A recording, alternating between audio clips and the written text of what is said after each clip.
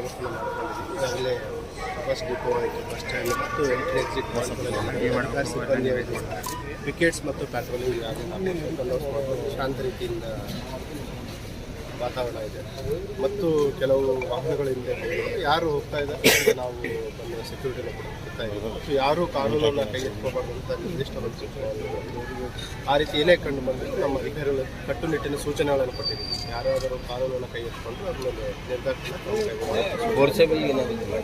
ಇಲ್ಲಿವರೆಗೆ ಯಾವ ರೀತಿ ಹತ್ಯಾಪೂರ್ವಕವಾಗಿ ಟರ್ನ್ ಮಾಡುವಂಥದ್ದು ಅಥವಾ ಕಾನೂನು ಕೈ ಎತ್ಕೊಳ್ಳುವಂಥ ಘಟನೆ ಯಾವುದು ತಿಳಿದು ಬಂದಿದೆ. ಬಸ್ ಮೂವ್ಮೆಂಟ್ ಆಗ್ತಾ ಇದೆ ಸರ್.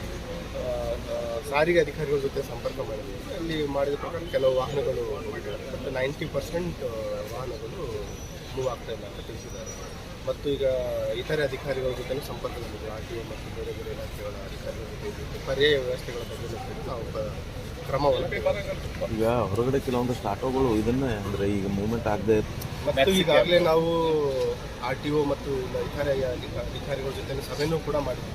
ಈ ಪ್ರೈವೇಟ್ ಕ್ಯಾಬ್ಸ್ ಇರ್ಬೋದು, ಪ್ರೈವೇಟ್ ಬಸ್ಸಸ್ಸು, ಆಟೋಗಳು ಯಾರೂ ಕೂಡ ಏನು ನಿಗದಿತ ದರ ಇದೆ ಅದರ ಬಿಟ್ಟು ಹೆಚ್ಚಿನ ದರ ತೆಗೆದುಕೊಳ್ಳುವಂತಿಲ್ಲ. ಮತ್ತು ಅಂಥದ್ದೇನೋ ಕಂಡು ಬಂದರೆ ಅವ್ರ ಮೇಲೂ ಕೂಡ ನಾವು ಕ್ರಮ ಕೈಗೊಳ್ತೀವಿ.